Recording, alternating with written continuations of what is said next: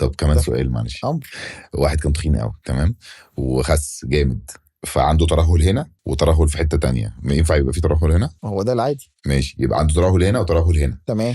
هل الجرح بتعمل عملية بيبقى جرح واحد بيشد كله، ولا كل حتة بتقص لها؟ لا طبعا ينفع كده. ما انا مش دكتور، انا بسألك. انا بقول لك كل منطقه ليها جرحها. يعني فبيطلع بقى متشرح. لا مش خريطه. ماشي، بعد كده يروح بقى على الميكرويف اللي انتوا جبتوه الجديد ويقلل شفت ازاي اتعب ابطل اخلف، اتعب ابطل اخلف، شفت يقلل الدنيا سهله ازاي.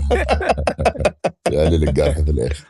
لا انت مش مساله بتقلل الجرح، طول ما انت عملت الاجراء بتاعك وجرحك في مستخبي، في خطوط في الجسم ربنا سبحانه وتعالى خلقها لنا، حلو، احنا بنحترم الخطوط دي. لو اي جرح موازي وعامل ليه على الخط مثلا، على الخط، فانت الجرح بتاعك مش باين. جرحك هيبان لو عكس الخط، يعني جرح الطولي ده يبان في الدراع وفي الرجل، ده هيبان. انت بنعمله لما يبقى درجه الترهل فعلا خلاص. اعيش بترهل ولا اعيش بجرح اعرف اخفيه؟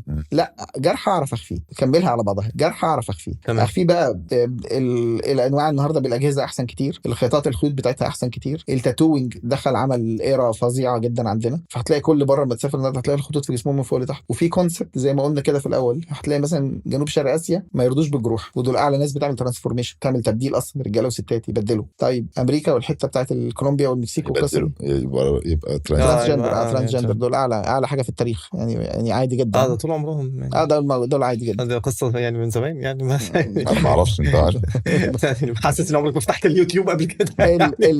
الناحيه الثانيه بترد عادي جدا بجرح طولي موجود في وسط بطنها، ده سكار، جرحهم جلدهم حلو، الجلد بتاعهم حلو فما بيبانش فيه جروح.